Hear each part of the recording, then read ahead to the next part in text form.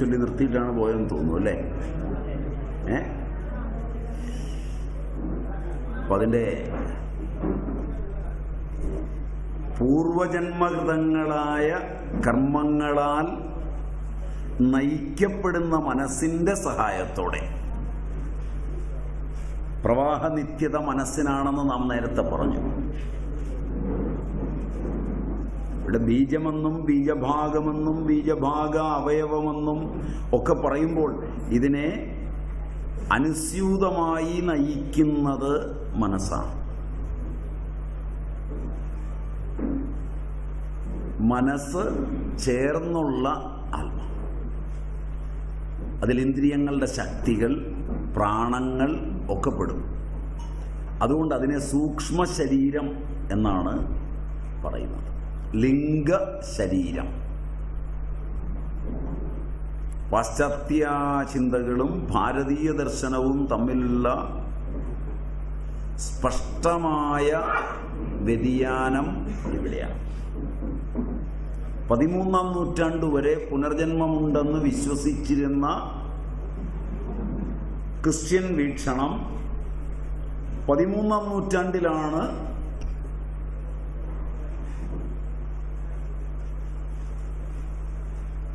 അതിൻ്റെ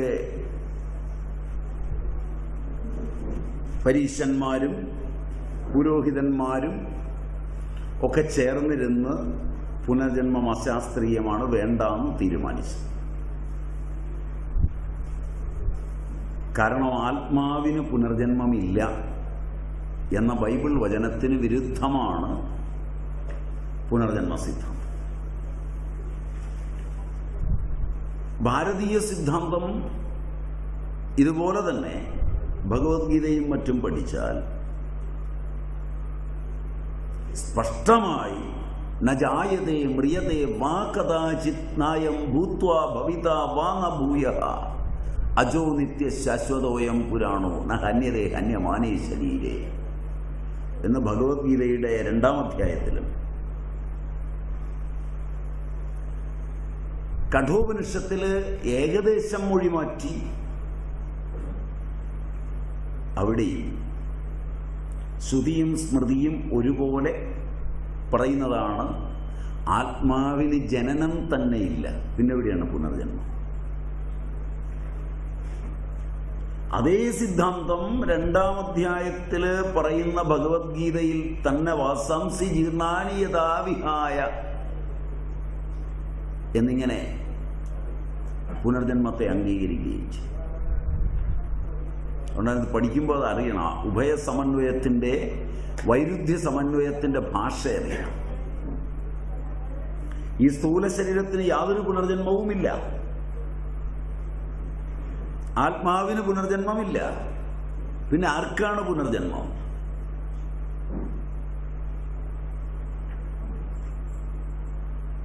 വായുഗന്ധാനിവാശയ. പൂവിൽ നിന്ന് ഗന്ധത്തെയും എടുത്ത് കാറ്റ് പോകുന്നത് പോലെയാണ് വാസനകളെയും കൊണ്ട് ഈ ജീവൻ അടുത്ത ശരീരത്തിലേക്ക് പോകുന്നത്. പരകായ പ്രവേശം.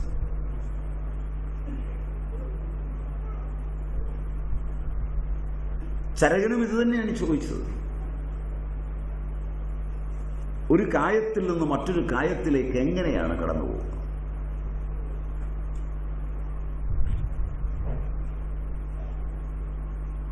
എങ്ങനെയാണ് പിതാവ് പുത്രനായി പുനർജനിക്കുന്നത്?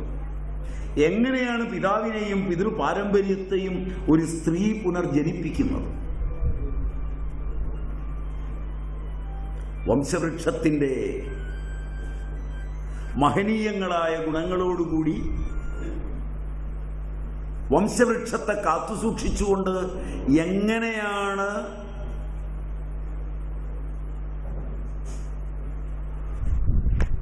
ഒരു സ്ത്രീ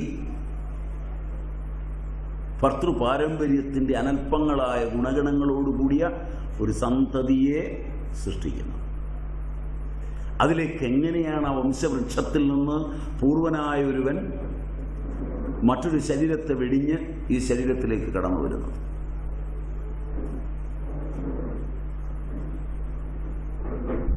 ഇവിടെ ഏതൊന്നാണ് തുടർച്ചയായി പോകുന്നത്? മനസ്സ് തന്നെയാണ്.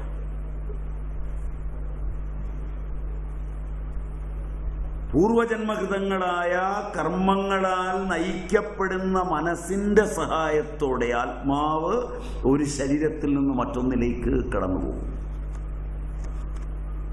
ഇതാണ് ചരകൻ സിദ്ധാന്തം.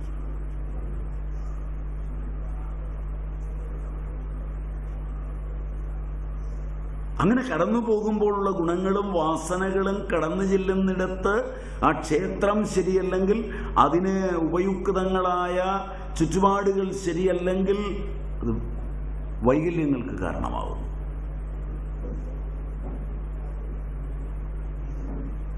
സൂക്ഷ്മഭൂത തന്മാത്രകളോടെ പ്രവേശിക്കുന്നു. ഒരു ശരീരത്തിൽ നിന്ന് മറ്റൊരു ശരീരത്തിലേക്ക് 4 സൂക്ഷ്മഭൂത തന്മാത്രകളോടുകൂടി പ്രവേശിക്കുന്നു. അതുതന്നെയാണ് എവിടെയാണോ നിങ്ങളുടെ ഈ ശരീരം ജീർണിക്കുന്നത്, അതിൻ്റെ ഇന്ദ്രിയങ്ങൾ ജീർണിക്കുന്നത്, ആ സമയത്ത് അതിനെ വെടിഞ്ഞിട്ട് അതിൻ്റെ അകത്തുള്ള വാസനാജാലങ്ങളെയും സ്വീകരിച്ച് പൂർവജന്മജന്മാന്തരങ്ങളായ കർമ്മങ്ങളുടെ സൂക്ഷ്മങ്ങളായ അംശങ്ങളെ സ്വീകരിച്ച് സൂക്ഷ്മ ചതുർഭൂത തന്മാത്രകളോടുകൂടി പറഞ്ഞുതരാം വരും ഭൂത തന്മാത്രകളുടെ സഹായത്തോടുകൂടി പ്രവേശിക്കും. ഇതിനെയാണ് അറിയേണ്ടത്. ഈ ചരിത്രമാണ് അർജുനന് യുദ്ധക്കളത്തിൽ നിന്നുകൊണ്ട് കാണിച്ചു കൊടുത്തത് 11-ാം അധ്യായത്തിൽ. ഇത് കാണാനാണ് ദിവ്യചക്ഷുസ് വേണ്ടത്. ആത്മചക്ഷുസ് അല്ലെങ്കിൽ ദിവ്യചക്ഷുസ് കൊണ്ട് കാണുകയാണ്. ശരകനും സുശ്രുതനുമൊക്കെ അങ്ങനെ കണ്ടുവെന്ന് സ്പഷ്ടമായി പറഞ്ഞിട്ടുണ്ട്. സുശ്രുതനൊക്കെ അടിച്ചു പറഞ്ഞിട്ടുണ്ട് എങ്ങനെയാണ് ഗർഭസ്ഥ ശിശുവിന്റെ മാറ്റങ്ങൾ കണ്ടത്. സ്ത്രീയെ വെട്ടിക്കീറി ഗർഭസ്ഥ ശിശുവിനെ പഠിച്ചിട്ടില്ല.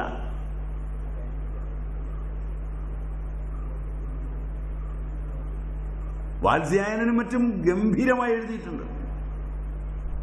കാമസൂത്രത്തിന്റെ താളുകളിലൂടെ കടന്നു പോകുന്നുവെങ്കിൽ നിങ്ങൾ ഒരിക്കലും കാണാത്ത, ഇത്രയും കാലം കൂടെ ജീവിച്ചിട്ട് കൂടെ കിടന്നിട്ട് നിങ്ങൾ ഒരിക്കലും കാണാത്ത അവയവങ്ങളുടെ അന്തസ്ഥിതമായ ഭാവതലങ്ങൾ വരെ വാത്സ്യായനൻ കണ്ടിട്ടുണ്ട്. നിങ്ങളിൽ പലരും ഇപ്പോ കുട്ടിയുണ്ടാകാത്തതിന് ചികിത്സിക്കാൻ ഓടി നടക്കുന്ന സമയത്തിൽ അതേ ചക്ഷുസുള്ള ഒരാളിന്റെ അടുക്കൽ ചെല്ലുമ്പോൾ അയാൾ ചോദിക്കും, ഇതാ ക്യാവിറ്റിയിലാണോ പതിക്കുന്നത്? അത് നിങ്ങളുടെ ഡോക്ടർമാർക്ക് അറിയില്ല, നിങ്ങൾക്കറിയില്ല.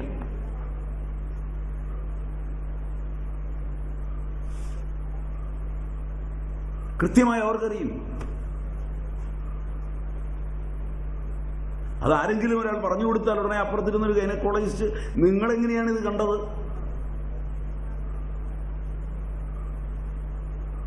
എന്ന് ചോദിച്ചാൽ അതിന് ഉത്തരമില്ല.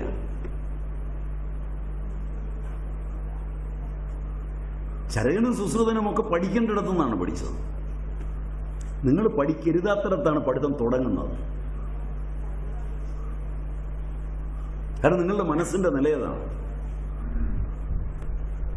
ഭൂതഭൗതിക പ്രപഞ്ചത്തിന്റെ ഭൂതേതര സംയോഗങ്ങളെ കുറിച്ച് നിങ്ങൾക്കറിയില്ല.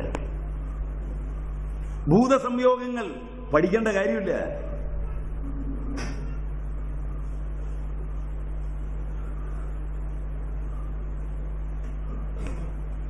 അത് ജീവന്റെ ചേർച്ചയുണ്ടാക്കുന്നില്ല.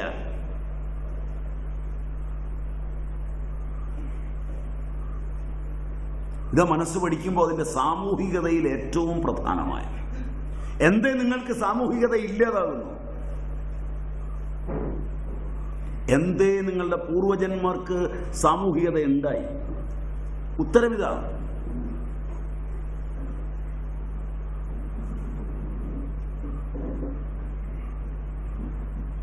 അവിടെയാണ് ഈ ദിവ്യചക്ഷുസിന്റെ പ്രയോജനവും. ദിവ്യചക്ഷുസ് കൊണ്ടല്ലാതെ മറ്റൊന്നുകൊണ്ടും അറിയാൻ പറ്റില്ല.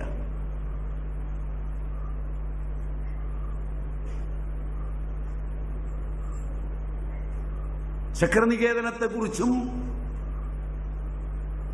ചക്രത്തെക്കുറിച്ചുമൊക്കെ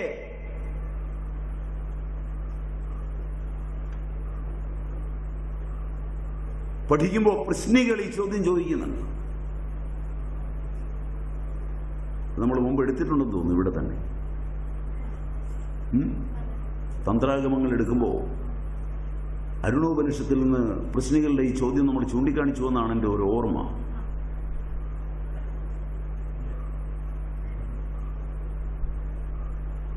മറന്നുപോയതാ. അവിടെ ആയിരുന്നു കോട്ടിയത്. ഒരു ശകലമേ കോട്ടിയതുള്ളൂ എന്ന് മാത്രമേ ഉള്ളൂ വ്യത്യാസം.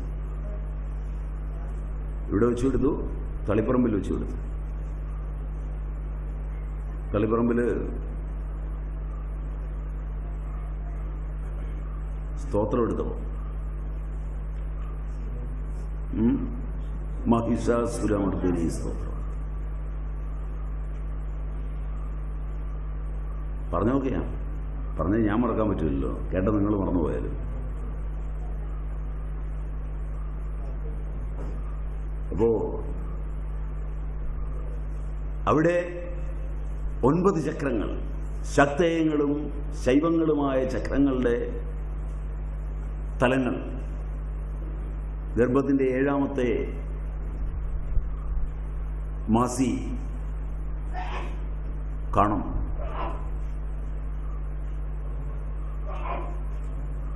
ഇതിൻ്റെയൊക്കെ തലങ്ങളെക്കുറിച്ച് അവർക്ക് നല്ല നിശ്ചയമാണ്. അവർ പറയുന്നതൊന്നും സംശയത്തോടെയല്ല. അങ്ങനെ ആകാം, ഇങ്ങനെ ആകാം, പോസിബിലിറ്റി അല്ല.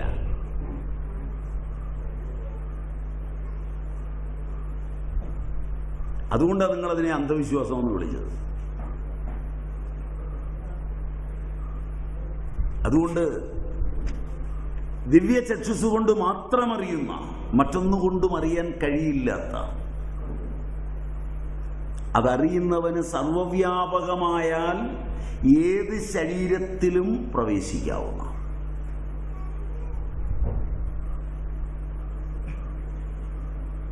രസാത്മമാതാ പിതൃസംഭവാനി ഭൂതാൻ വിദ്യാ ദൃശക്ഷദേഹേ ചത്വാരി തത്രാത്മനി സംശ്രിതാനി സ്ഥിതസ്തദാത്മാ ചതുർഷുദേഷു ഭൂതാനി മാതാപിതൃസംഭവാനി രജശ്ച ശുക്രം ച വദന്തി ഗർഭേ ആപ്യാപ്യതേ ശുക്രമസൃക്ഷ ഭൂതൈർയൈസ്ഥാനി ഭൂതാനി രസോദ്ഭവാനി. ഇങ്ങനെ വളരെ എളുപ്പത്തിൽ അവരെഴുതി പോയിരിക്കുന്നു.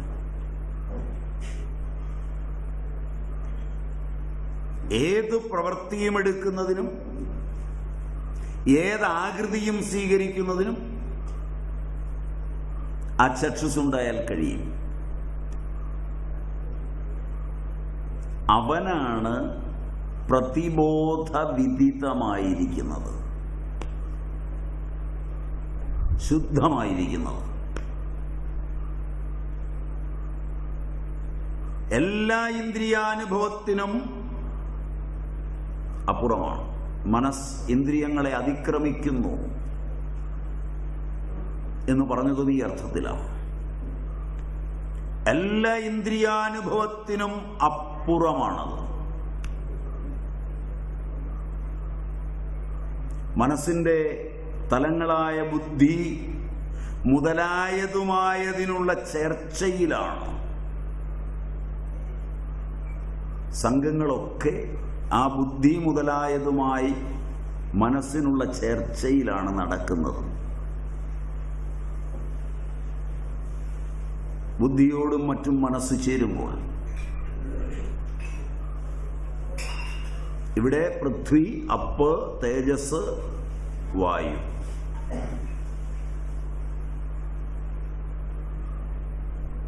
അതിൻ്റെ ചേർച്ചയിലാണ് കലലമെല്ലാം രൂപാന്തരപ്പെട്ടു വരുന്നത്. അത് കഴിഞ്ഞാണ്, അതിന് പുറത്താകാശമുണ്ട്, അത് കഴിഞ്ഞാണ് ആകാശവുമായി സംയോജിക്കുന്നത്.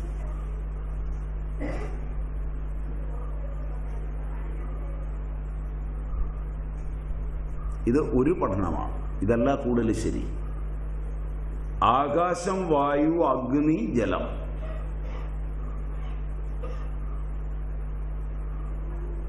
ഈ 4 ഭൂതങ്ങളാണ് ആദ്യം ചേരുന്നത്.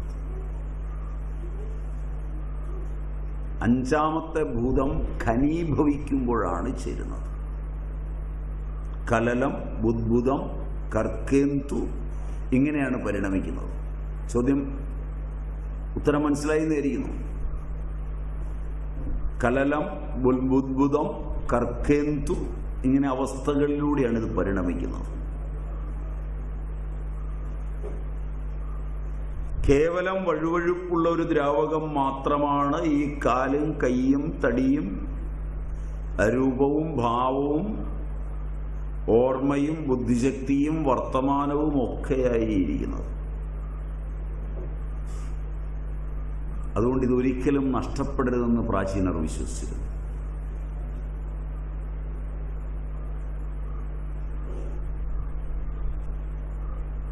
സ്വൈരിണികൾ പോലും പൃഥ്വിയിൽ അത് പതിക്കാൻ സമ്മതിച്ചിരുന്നില്ല.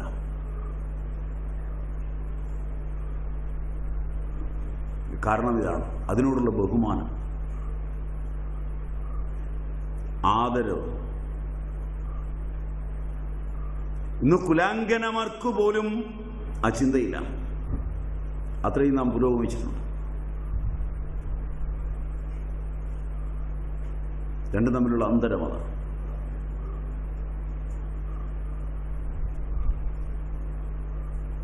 ഇതൊക്കെ നിങ്ങൾക്ക് അന്വേഷിച്ചു നോക്കാം, പഠിച്ചു നോക്കാം.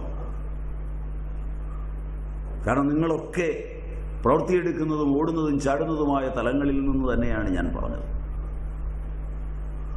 അതിൽ നിന്ന് ഒരുപക്ഷെ അന്യമായി നിൽക്കുന്ന ആളുകൾ നിങ്ങളുടെ കൂട്ടത്തിൽ ഉണ്ടാവാൻ സാധ്യതയും കുറവാണ്. എന്നിട്ടും അത് നിങ്ങൾക്ക് അജ്ഞാതമായിരിക്കുന്നു എന്നുള്ളത് അറിവിന്റെ വൈചിത്ര്യമാണ്.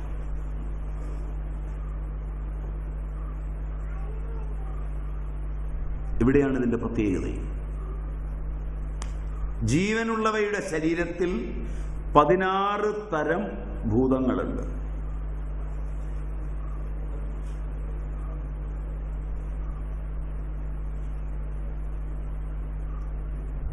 നാല് ഗുണം 4 തരം, 4 വീതം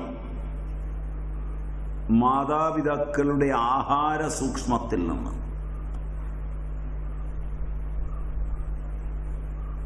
അങ്ങനെ 8. 4 മാതാവിൻ്റെ ആഹാരം, 4 പിതാവിൻ്റെ ആഹാരം.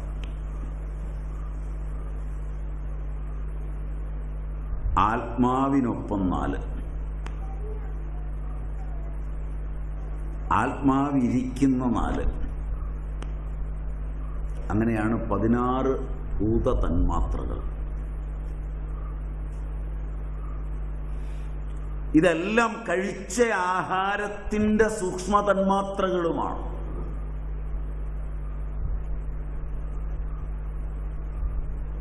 ഇവിടെ നമ്മൾ യഥാർത്ഥത്തിൽ വഴിമാറണം മനസ്സിനെ പഠിക്കണമെങ്കിൽ. അത് മറ്റൊരു വൈഷമ്യത്തിന് കാരണമാവും. ഇവിടെ നമ്മൾ ക്ലാസിൻ്റെ തലത്തിൽ നിന്ന് വേറൊരു തലത്തിലേക്ക് വഴിമാറണം. അന്നം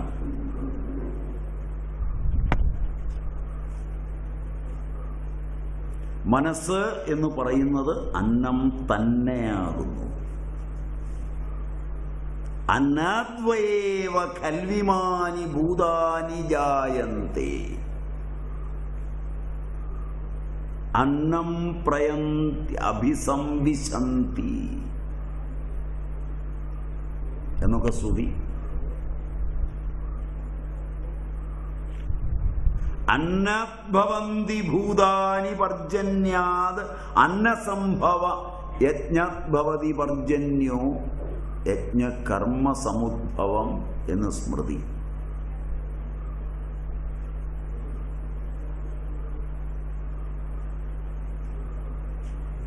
അതുകൊണ്ട് ഈ ശാസ്ത്രം പഠിക്കാൻ, ഇത് ഓർമ്മിക്കാൻ, ഇത് തിളങ്ങാൻ ഒക്കെ ഭൂതതന്മാത്രകളുടെ ശുദ്ധീകരണത്തിൽ ഏറ്റവും പ്രധാനമായ അന്നം.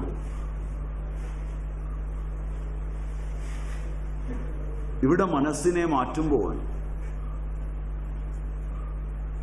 അല്പം അതൊന്ന് സൂചിപ്പിച്ചിട്ട് കടന്നു പോകാം. അതിൽ കൂടുതൽ അതിലേക്ക് പോയി കഴിഞ്ഞാൽ നമ്മൾ വേറൊരു ശാഖയിലൂടെ പോകും. എന്നാൽ അല്പം നമ്മൾ അത്യാവശ്യം അറിഞ്ഞേ പറ്റൂ. അന്നം എന്നത് ആധുനിക ഭാരതീയന്റെ മനസ്സിൽ ജൈവരാസ സംബന്ധിയാണ്.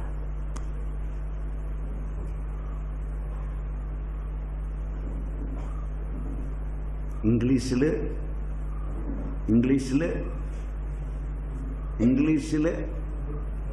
ബയോകെമിക്കൽ. നിങ്ങളുടെയും നിങ്ങളുടെ കുട്ടികളുടെയും എല്ലാം ജീവിതം ഒരു ലാബറട്ടറിയിൽ നിങ്ങളുടെ ബ്ലഡിലെ ഷുഗർ, നിങ്ങളുടെ ബ്ലഡിലെ കൊളസ്ട്രോള്, നിങ്ങളുടെ ബ്ലഡിൻ്റെ BP, നിങ്ങളുടെ ബ്ലഡിലുള്ള പ്ലേറ്റ്ലെറ്റ്, ഹീമോഗ്ലോബിന്, WBC, അതിലെ vitamin E, vitamin D, vitamin C, vitamin A തുടങ്ങിയ വൈറ്റമിനുകൾ, ഇവയുടെയൊക്കെ അടിസ്ഥാനത്തിൽ അന്നം കഴിക്കണം എന്ന സങ്കല്പവും പഠനവും അതിനനുസരിച്ച് അന്നം കഴിക്കാനുള്ള ശ്രമവും അതിനനുസരിച്ചുള്ള ടിന്നിലുള്ള അന്നങ്ങളും ടിന്നിലുള്ള മരുന്നുകളും ആ മരുന്നുകളും അന്നവും കൊണ്ട് ഇവയെ ഏതാണ്ട് നിലയ്ക്ക് നിർത്തിയാൽ ആരോഗ്യമായി എന്നൊരു സങ്കല്പവുമാണ്.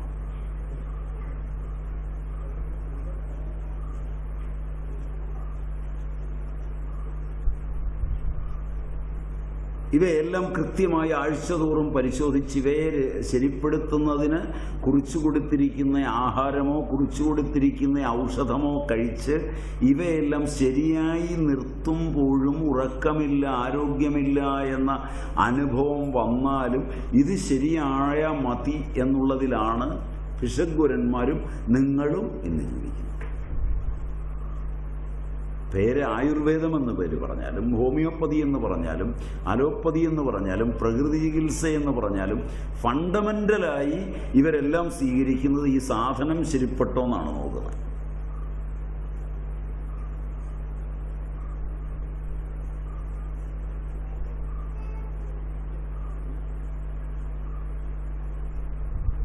ഏറ്റു നടക്കാമോ, പണിയെടുക്കാമോ,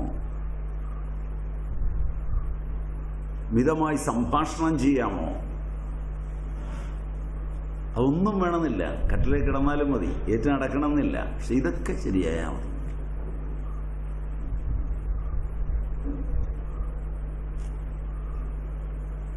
നമ്മൾ ഓരോരുത്തരെ നോക്കിയാലേ ഒരു ആശുപത്രിയിൽ നിന്ന് മറ്റൊരു ആശുപത്രിയിൽ ഇത് ശരിപ്പെടുത്താനാണ്. ഇത് ശരിപ്പെടുത്താൻ വളരെ ചെറിയ കാര്യങ്ങൾ ചെയ്യുമ്പോൾ ശരിപ്പെടുന്നുണ്ട്.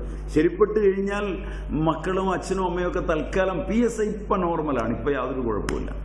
പക്ഷെ നോർമലായപ്പോൾ 2 പ്രാവശ്യം രാത്രി മൂത്രമൊഴിച്ചിരുന്ന സ്ഥാനത്ത് 30 പ്രാവശ്യമായിട്ടുണ്ട്. എന്നാലും കുഴപ്പമില്ല, PSI നോർമലാണ്.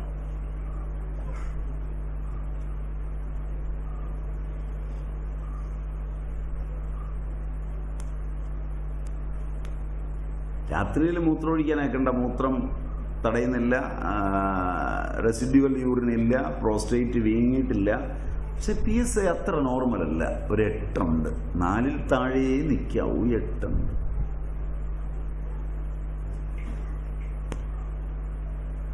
പ്രോസ്റ്റേറ്റ് ക്യാൻസറിൻ്റെ ഒരു ആൻറ്റിജൻ ആണ് കൂടി നിൽക്കുന്നത്. ക്യാൻസർ ആണെന്നാണ് ഡോക്ടർ ഇന്നലെ എന്നെ വിളിച്ച് പറഞ്ഞത്. മക്കളിപ്പോൾ അതെന്താ ചെയ്യണ്ടേ, കീമോ വേണോ, റേഡിയേഷൻ വേണോ, പ്രോസ്റ്റേറ്റ് എടുത്ത് ദൂരോട്ട് കളയണോ എന്ന സങ്കല്പത്തിൽ വിഷമിച്ചുകൊണ്ടിരിക്കുകയാണ്.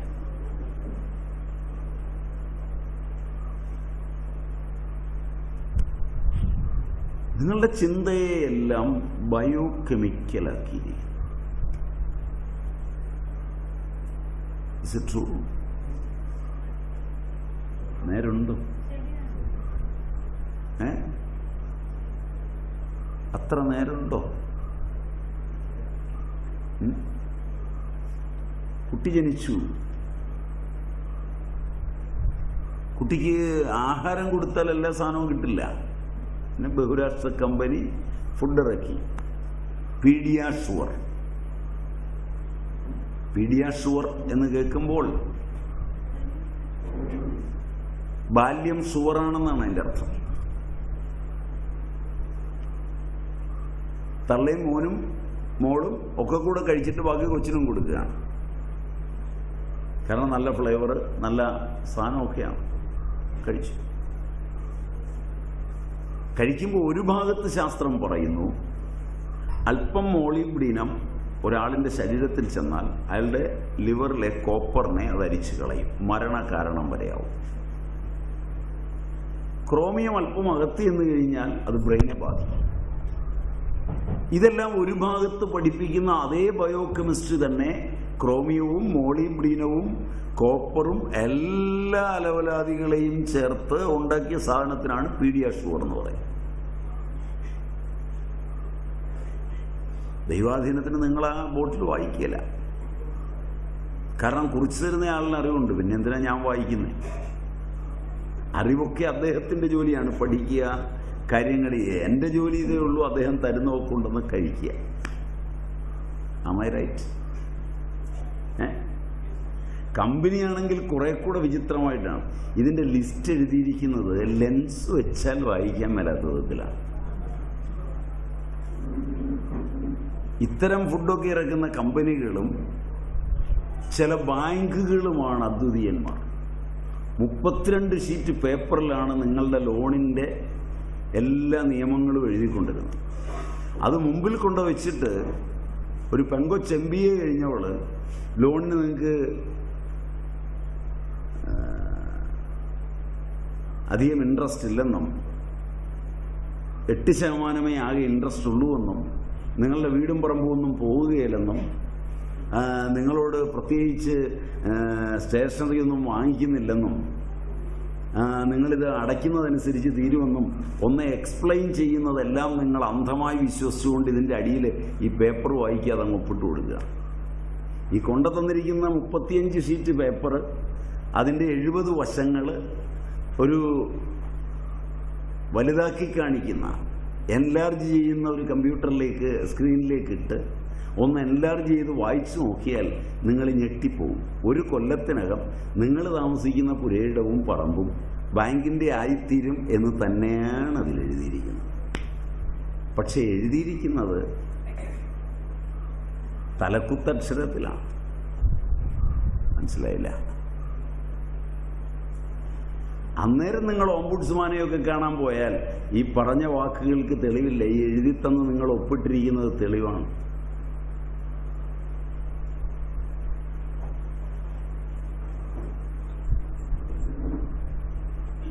വരുമ്പോൾ ഇത് മേടിപ്പിക്കുന്നതിന് വേണ്ടി ഉപയോഗിക്കുന്ന മനോഹരങ്ങളായ വാക്കുകൾ, അതിനോടൊപ്പം നിങ്ങൾക്ക് തരുന്ന പ്രലോഭനങ്ങൾ. പൈസ അധികം തോന്നും, പലരും ഉറക്കത്തിലേക്ക് പോകുന്നു. പായസം നന്നായിരുന്നു അല്ലേ? പായസം അവൻ്റെ പ്രവൃത്തി എടുക്കുമ്പോൾ ഞാൻ എൻ്റെ പ്രവൃത്തി എടുക്കുന്നത് വെറുതെ ആയി പോകും. അതുകൊണ്ട് അടുക്കളയിൽ കേൾക്കുന്നത് നല്ലതാണ്. നാളെ ഒരു പായസം.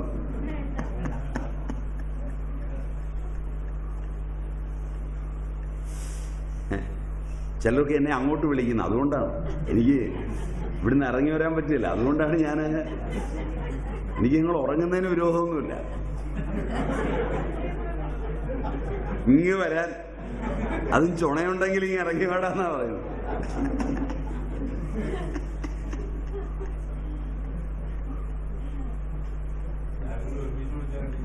ഞാനതാ വിഷമിക്കുന്നത്.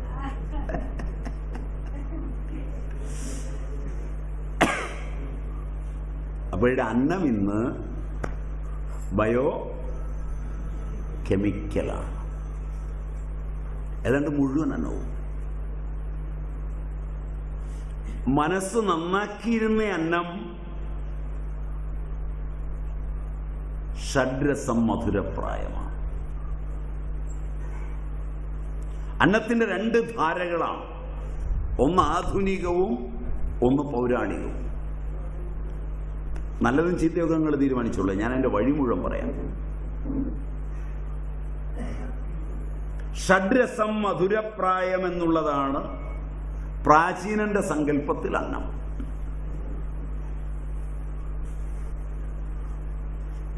അന്ന് അന്നത്തിന് നിയമം രസമുള്ളത് അന്നവും വീര്യമുള്ളത് ഔഷധവുമെന്നാണ്.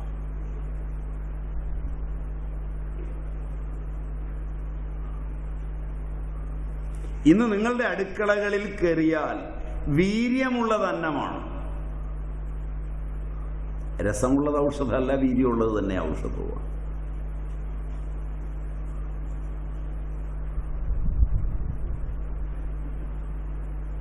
നിങ്ങൾ ഒരു മാസത്തെ അടുക്കളയിലേക്ക് വേണ്ടി വാങ്ങുന്ന സാധനങ്ങളുടെ കൂട്ടത്തിൽ അത്ര മോശമല്ലാത്ത അളവിൽ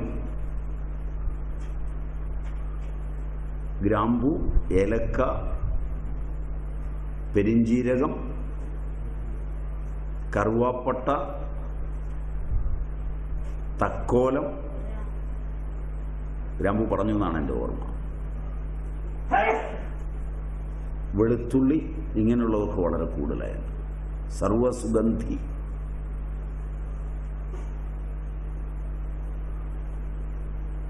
അത്ര മോശമല്ലാത്ത ഒരു തുക ഇതിന് മുടക്കുന്നുണ്ടെന്നാണ്. Am I right? ഇവ ഔഷധങ്ങളാണ്, വീര്യപ്രധാനങ്ങളാണ്, അവ അടങ്ങിയിരിക്കില്ല.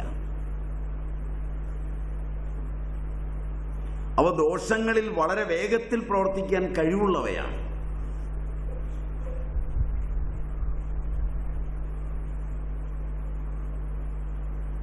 അവ രസത്തെ ഉന്മൂലനം ചെയ്യുന്നവയാണ്.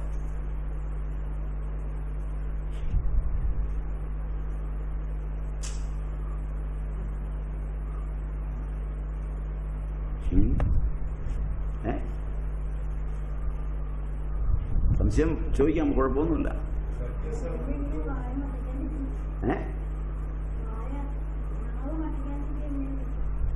നിങ്ങളുടെ നാവിനെ മരപ്പിക്കുകയും എല്ലാ രസങ്ങളുടെയും അറിവ് നഷ്ടപ്പെടുത്തുകയും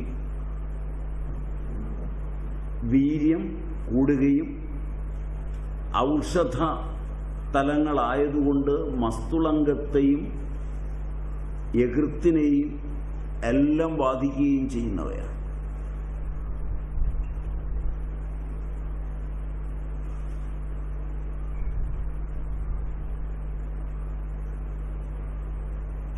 കഴിച്ചു കഴിഞ്ഞാൽ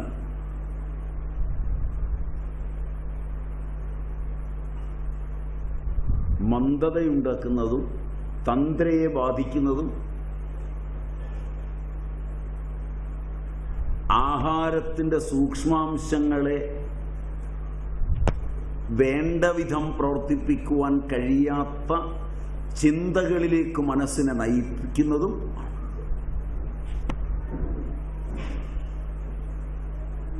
വളരെ ചുരുക്കം ആളുകൾ മാത്രം പണ്ടിവയൊക്കെ കഴിച്ചിരുന്ന കാലത്ത് ചുരുക്കം ചിലർ മാത്രമേ വികല സാഹിത്യങ്ങളുമായി ഓടി നടന്നുള്ളൂ. ചുരുക്കം ചിലർ മാത്രമേ അഭിനയാദികളിലേക്ക് പോയിരുന്നുള്ളൂ.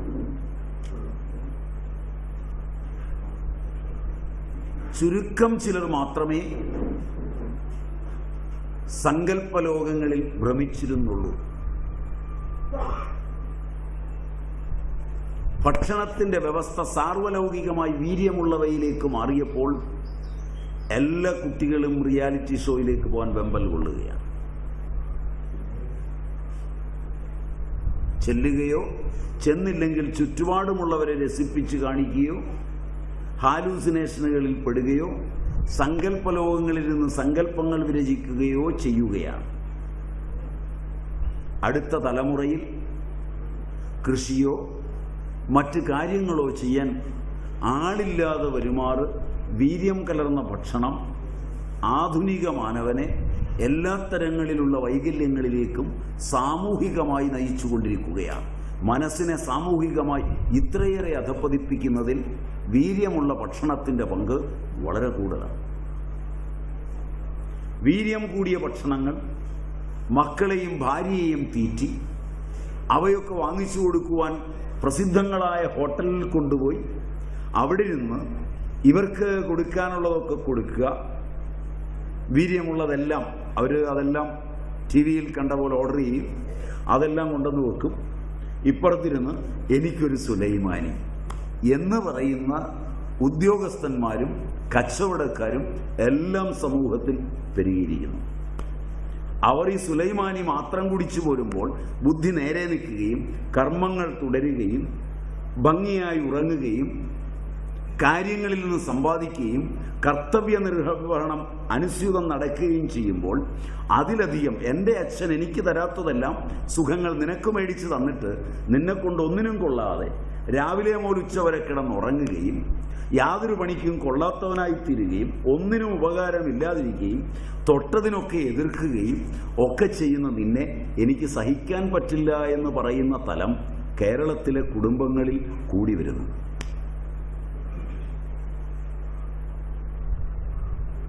ഞാൻ തുടരണോ വേണ്ടയോ എന്ന് നിങ്ങൾ തീരുമാനിച്ചു.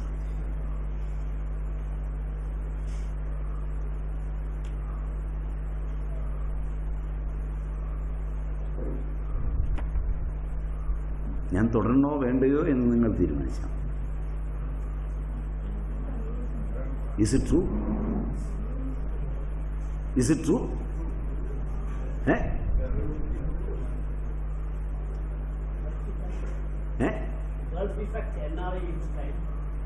ഇത് 100% നിങ്ങൾക്ക് ഏത് ഹോട്ടലിൽ ചെന്നാലും കാണാം.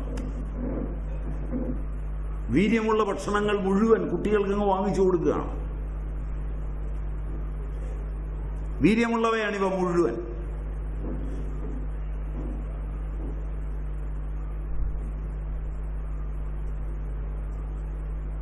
വീര്യമുണ്ടാക്കുന്നവയാണ്. അന്നത്തിൽ ഇത്രയധികം വീര്യം കലർന്ന ഒരു കാലഘട്ടം. സായിപ്പിതൊന്നുമല്ല തിന്നുന്നത്. ഇതൊന്നും ഹോട്ടലിയറിംഗ് ബിസിനസിന്റെയോ കാറ്ററിംഗിന്റെയോ ഭാഗമല്ല. തെറ്റിദ്ധാരണ വേണ്ട. നീലേശ്വരത്ത് തന്നെ ഡിവൈൻ ഹോട്ടലുണ്ട്, തീരപ്രദേശത്ത്.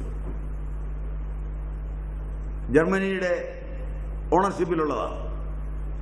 ജർമ്മൻകാരിയായ ഒരു സ്ത്രീയാണ് നടത്തുന്നതെന്ന് തോന്നുന്നു. അവരുടെയാണ് ഡിവൈൻ ഹോട്ടൽസ് മുഴുവൻ. ഹിമാലയത്തിന്റെ ഉച്ചി മുതൽ ഇങ്ങോട്ടുണ്ട് സ്പായും ബഹളവും ഒക്കെ ഉള്ളത്.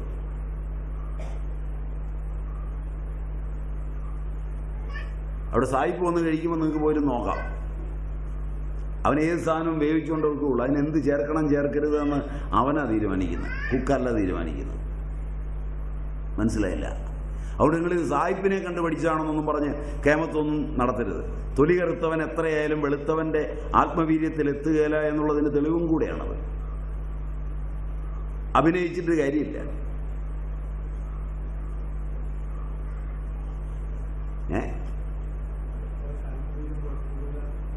അല്ല, അവനെ സംബന്ധിച്ചിടത്തോളം അവൻ കാരണം ഈ കുണ്ടാവണ്ടിയൊന്നും കഴിക്കില്ല. അവൻ കൊണ്ടൊന്നും അല്ല ഈ ബയോകെമിക്കലായിട്ടുള്ള ഈ പദ്ധതിയൊന്നും. രാവിലെ വിദ്യാഭ്യാസത്തെ പറ്റി പറഞ്ഞ പോലെ അവന്റെ തലയെ വെച്ച് കെട്ടിയൊന്നും രക്ഷപ്പെടാൻ ശ്രമിക്കണ്ട. അവൻ മത്സ്യമായാലും മാംസമായാലും പച്ചക്കറി ആയാലും വേവിച്ച് അവന്റെ പാത്രത്തിൽ അവിടെ വെച്ചു കൊടുക്കുക. ഇപ്പുറത്ത് അതിനുള്ള സാധനങ്ങൾ ചെറിയ ചെറിയ കുപ്പിക്കകത്ത് തൂളാൻ പാകത്തിന് വെച്ചു കൊടുക്കുക. അവന് താല്പര്യം ഉണ്ടെങ്കിൽ അതിലവൻ ആകെപ്പടയെടുത്തൊരു ശകലം തൂളുന്ന അല്പം കുരുമുളകേ ഉണ്ടാവുള്ളൂ. അങ്ങേയറ്റം കൂടിയാൽ തരി ഉപ്പും.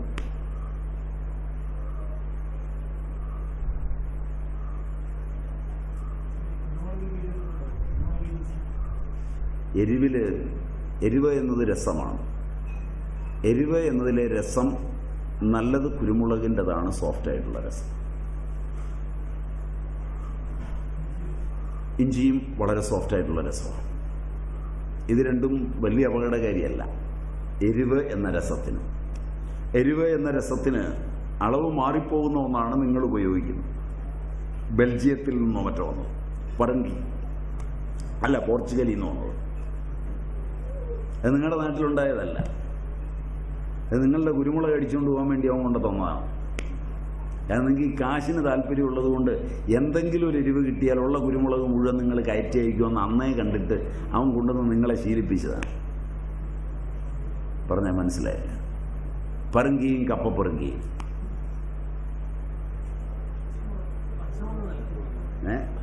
അതിനകത്തൊക്കെ വൈറ്റമിൻ സി നല്ലപോലെ ഉണ്ട്. അതില്ലാന്ന് നമ്മൾ പറയുന്നില്ല. പക്ഷേ എരിവ് എന്ന രസത്തിന് നല്ലത് കുരുമുളകാണ്.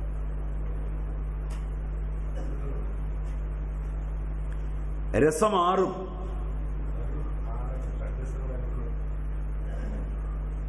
മധുരം, പുളി, ഉപ്പ്, ചവർപ്പ്, കയ്പ്, എരിവ്.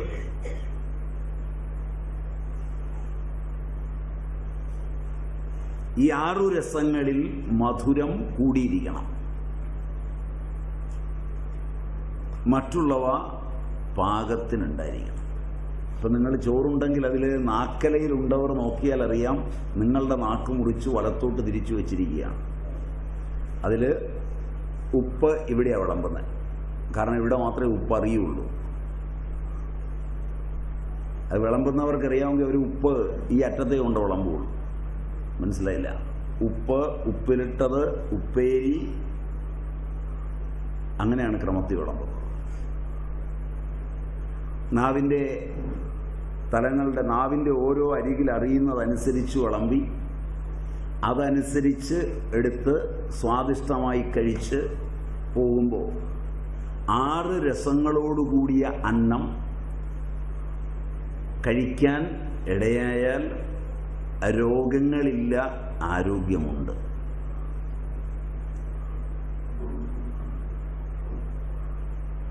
സിദ്ധാന്തം മാത്രമല്ല, സൂക്ഷിച്ചാൽ നിങ്ങൾക്ക് അനുഭവവും ഉണ്ടാവും.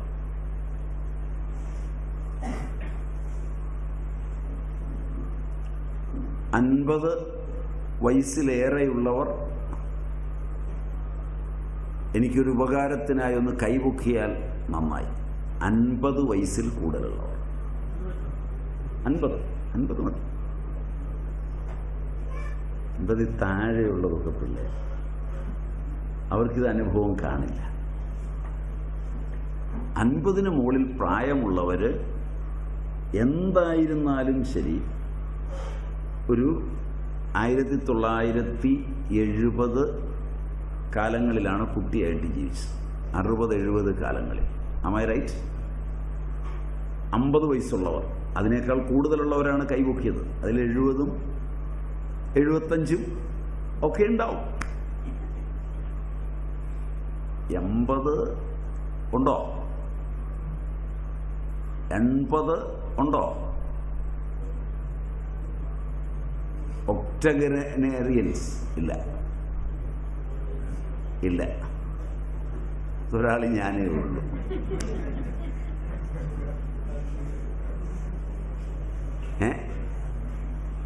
കാഴ്ചയിൽ നിങ്ങളെക്കാളൊക്കെ ചെറുപ്പവും ഞാൻ തന്നെയാണ്. അതുകൊണ്ട് നിങ്ങൾക്കത് കേൾക്കുമ്പോൾ വിഷമം ഉണ്ടാകുന്നു എന്നെനിക്കറിയാം.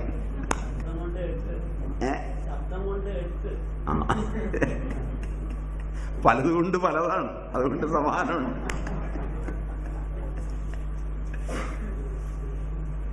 അപ്പൊ അതുകൊണ്ട് പഴയ കാലത്ത് ഈ ചെമ്പ് കൊണ്ടുള്ള ചോറ്റുപാത്രം കണ്ടിട്ടുണ്ടാവും. അതിലകത്ത ചോറ് കൊണ്ടുവന്ന്, അല്ലെങ്കിൽ വാഴയില വഴങ്ങിയത്, അതായത് പറമ്പിൽ ഉണങ്ങി നിൽക്കുന്ന വാഴയില ആ മഞ്ഞിൻ്റെ സമയത്ത് പറിച്ചുകൊണ്ട് വന്നാൽ അത് പൊട്ടുകയില, അല്ലെങ്കിൽ വെള്ളം തളിച്ച് വെച്ചിരുന്നിട്ട് അതിലാണ് ചോറ് സ്കൂളിൽ തന്നുവിട്ടത്. ഇല്ലെങ്കിൽ പച്ച ഇലയിൽ വാട്ടിപ്പൊതിഞ്ഞാണ് തന്നുവിട്ടിട്ടുള്ളത്. അത്ര ഒരു ഓർമ്മയിലേക്ക് നമുക്ക് പതുക്കെ ഒന്നുകൂടിയിടാം. എല്ലാ അമ്മയും ഈ ചോറ്റുപാത്രത്തിൽ ചോറ് തന്നു വിടുമ്പോൾ ചോറിട്ട് നല്ലോണം അമുക്കിയാണ് മക്കൾക്ക് കൊടുത്തു വിടുന്നത്. അപ്പം അങ്ങനെ കൊടുത്തു വിടുമ്പോൾ അതിനകത്ത് ആകെ കറി എന്ന് പറയുന്നത് ഒന്നുകിൽ ഒരു നാരങ്ങ അച്ചാർ, വടുകപ്പുളി നാരങ്ങ അച്ചാർ,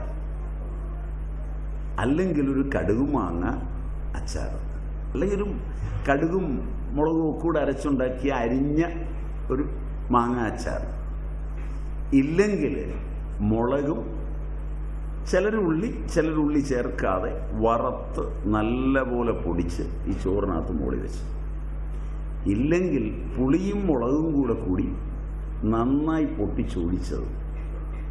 ഇതിനും അപ്പുറം ഉണ്ടെങ്കിൽ ഒന്നുകിൽ പച്ചപ്പുളിങ്ങയോ അല്ലെങ്കിൽ നീളം പുളി പറിച്ചെടുത്ത് കുരുവൊക്കെ കളഞ്ഞു വെച്ചിരുന്നതോ, അതുമല്ലെങ്കിൽ അമ്പഴത്തിൻ്റെ ഇലയോ അമ്പഴത്തിൻ്റെ കായോ, ഇങ്ങനെയുള്ള ഏതെങ്കിലും എടുത്ത് വൈച്ചപ്പുളിയോ നല്ല ഭംഗിയായി തേങ്ങയൊക്കെ ചേർത്ത് അരച്ചൊരു ചമ്മന്തി, ഇതിലേതെങ്കിലുമാണ് പിള്ളേർക്ക് വെച്ച് കൊടുത്തു വിടുന്നത്.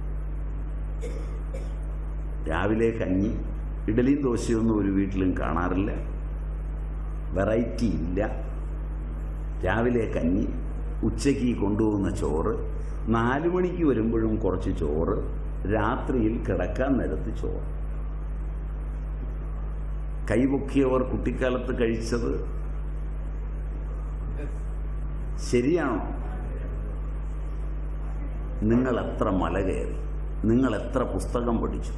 10ാം ക്ലാസ്സിലെത്തുമ്പോഴേക്ക് നിങ്ങളുടെ ഇംഗ്ലീഷിൻ്റെ സ്റ്റാൻഡേർഡ്, നിങ്ങളുടെ മലയാളത്തിൻ്റെ സ്റ്റാൻഡേർഡൊക്കെ എത്രയായിരുന്നു? പഴയ SSLC എത്തുമ്പോഴേക്ക് നിങ്ങൾ എത്ര പണിയെടുത്തു? നിങ്ങൾക്കിപ്പോൾ എത്ര വയസ്സുവരെ ജീവിക്കാൻ കഴിഞ്ഞു? സാമാന്യേന നിങ്ങൾ ഇത്രയും വയസ്സുവരെയുള്ള ജീവിതത്തിനിടയിൽ എത്ര ആശുപത്രികൾ, എത്ര മരുന്നുകൾ കഴിച്ചു? നിങ്ങൾ കഴിച്ചതൊന്നും ബയോകെമിക്കലല്ല. അമ്മ ചോറ് തരുമ്പോൾ ഈ പറഞ്ഞ സാമൂഹിക മനസ്സിനുതകുന്ന ഒരന്നത്തിൻ്റെ വിഭൂതി അമ്മയ്ക്ക് വ്യക്തമാണ്. കാരണം മധുരമാണ് ചോറ്. 60 ഗ്രാം മുതൽ 100 ഗ്രാം വരെ ചോറ് ഒരു നേരത്തേക്ക് നിങ്ങൾക്ക് തരുമ്പോൾ മധുരമേറിയിരിക്കും. ആ മധുരത്തിലേക്ക് നിങ്ങൾക്ക് തരുന്ന വെറുമൊരു നാരങ്ങ അച്ചാർ, വടുകപ്പുളി നാരങ്ങ അച്ചാർ, അതിൻ്റെ കൂടെ ചേർത്തിരിക്കുന്ന ചുവന്ന മുളക് അരച്ചതോ പച്ചമുളക് മുറിച്ചിട്ടതോ എരിവാണ്. അതിന് ചേർത്തിരിക്കുന്ന ഉപ്പാണ്, ഉപ്പ് രസമാണ്. അതിൻ്റെ അല്ലികളുടെ പുളിരസമാണ്. അല്ലി മാറ്റിയിട്ടുള്ള ആ കട്ട എടുത്താൽ അതിനുള്ളിലെ വെളുത്ത നിറത്തിലുള്ളത് ചവർപ്പും അതിൻ്റെ പുറത്തെ പച്ച നിറത്തിലുള്ളത് കയ്പുമാണ്. ഒരു വടുകപ്പുളി നാരങ്ങ മേടിച്ച് അത് ചെറുതായി കണ്ടിച്ച് അതിൽ മുളകും ഉപ്പും ചേർത്ത് അതൊരൽപ്പം കടുക് വറുത്ത് വാങ്ങി നല്ല മണത്തോടുകൂടി നല്ല രുചിയോടുകൂടി നിങ്ങൾക്ക് തന്നുവിടുന്ന ചോറിൻ്റെ മുകളിൽ ഒഴിച്ചു തന്ന് സ്കൂളിലേക്ക് വിട്ട് അത് ഉണ്ടുവരുന്ന നിങ്ങൾക്ക് ഷഡ്രസം മധുരപ്രായമെന്ന പ്രമാണത്തിൽ 6 രസങ്ങളും ചേർന്ന് കഴിച്ച് സമസ്ത രോഗങ്ങളും മാറി ലളിതമായി പൈസ ചെലവില്ലാതെ ആഡംബരങ്ങളില്ലാതെ ആരോഗ്യത്തോടുകൂടി ജീവിച്ചിടത്തേക്ക് വെറൈറ്റി എൻ്റർടൈൻമെൻറ്റുകളും ബയോകെമിക്കലായുള്ള ആഹാരങ്ങളും അതനുസരിച്ചുള്ള ജീവിത രീതികളും കൊണ്ടുവന്ന് ഏറ്റുനിൽക്കാൻ ആരോഗ്യമില്ലാതെ എല്ലും തോലുമായി, അതിൽ നിന്ന് കുട്ടികൾക്കും ആരോഗ്യമില്ലാതെ പിശാചി ചപ്പിയ മാതിരി കവിളെല്ലാം സോഡാക്കുപ്പി പോലെ ഒട്ടി ആകെ നാനാവിധമായോ, അതുമല്ലെങ്കിൽ എല്ലാം തടിച്ച് കാവത്ത് വളരുന്ന പോലെ ശരീരം അങ്ങോട്ടും ഇങ്ങോട്ടും വളർന്ന് വികൃതമായി, അല്ലേ? ചിലതിനെ കണ്ടാൽ കാവത്ത് പോലായിരിക്കും. ട്രൂ. ഉപമയും ഉൽപ്രേക്ഷയുമൊക്കെ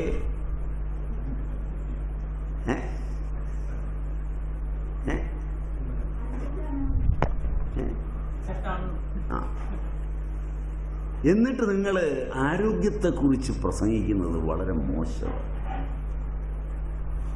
നിങ്ങളുടെ ആരോഗ്യ സംഭവങ്ങളും ആരോഗ്യ പ്രസ്ഥാനങ്ങളും അറുപിന്തിരിപ്പനാണ്.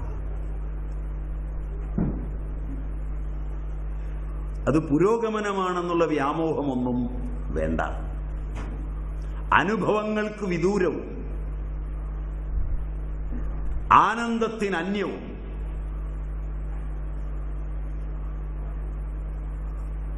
ധനച്ചെലവിൽ മുൻതൂക്കമുള്ളതും സ്വസ്ഥതയെ ഹനിക്കുന്നതും കുടുംബത്തെ ഇല്ലാതാക്കുന്നതും മനസ്സുകളെ വികലവും വിഷലിപ്തവുമാക്കുന്നതുമാണ്.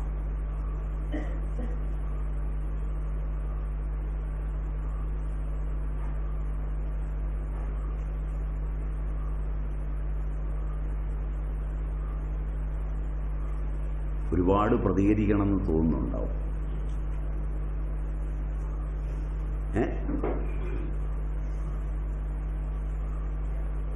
പക്ഷെ ഞാൻ കൈപൊക്കിയവരെ ഇരുത്തിയിട്ടാണ് പറഞ്ഞത്. കുറച്ചുപേരെ കൈപൊക്കിച്ചിട്ട് അവിടെ ഇരുത്തിയിട്ടാണ് പറഞ്ഞത്.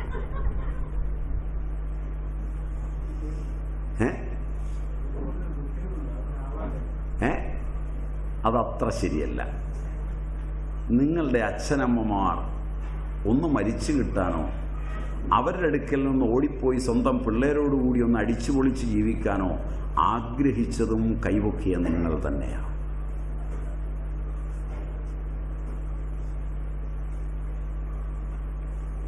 ആ നിയന്ത്രണങ്ങളെ നിങ്ങൾക്ക് ഇഷ്ടപ്പെട്ടിരുന്നില്ല. ആ നന്മകളെ നിങ്ങൾക്ക് സ്വീകാര്യമായിരുന്നില്ല. പുതിയ തലമുറയുടേതല്ല തെറ്റ്. അതുകൊണ്ടാണ് ഞാൻ അവരെ കൊണ്ട് കൈപൊക്കിക്കാത്തത്. നിങ്ങളാണ് ഇതിൻ്റെ ഇടച്ചുമരായി പ്രവർത്തിച്ചത്. നിങ്ങളുടെ വ്യാമോഹങ്ങളാണ് സ്വാതന്ത്ര്യാനന്തര കാലഘട്ടത്തിലെ എല്ലാ കൊള്ളരുതായ്മകൾക്കും കാരണം.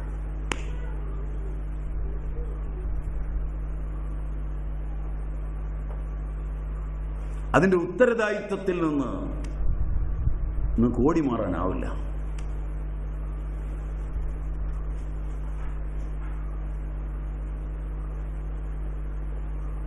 നിങ്ങളുടെ കാലഘട്ടത്തിൻ്റെ സാഹിത്യവും കലയും നിരൂപണവും സർഗാത്മകതയും എല്ലാമാണ് ഈ മണ്ണിനെ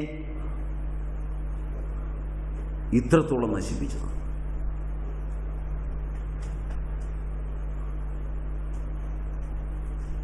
നിങ്ങളുടെ തലമുറയിലെ സാഹിത്യകാരന്മാർ, കലാകാരന്മാർ, നിരൂപകന്മാർ, നിരീശ്വരവാദികൾ, ഈശ്വരവാദികൾ, എല്ലാം മതനേതാക്കന്മാർ, രാഷ്ട്രീയ നേതാക്കന്മാർ, എല്ലാം സന്യാസിമാർ, എല്ലാം ഒരാളെയും എന്നെയും നിങ്ങളെയും മാറ്റി നിർത്തിയ ഒരു ചർച്ചയില്ല ഇതിനകത്ത്.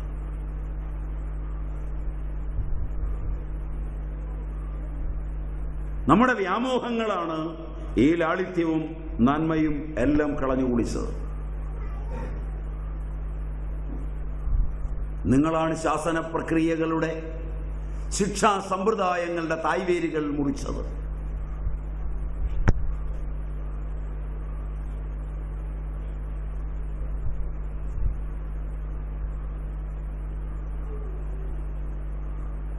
നിങ്ങളുടെ സങ്കല്പത്തിലെ സ്വാതന്ത്ര്യവും കാമവുമാണ് പരകായ പ്രവേശം ചെയ്ത് ഇന്നഴിഞ്ഞാടുന്നത്.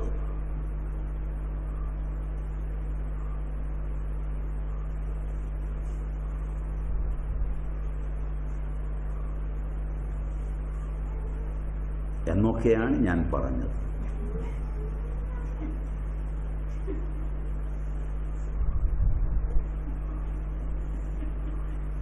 ഇങ്ങനെയല്ലാതെ എങ്ങനെയാണ് പറയുക?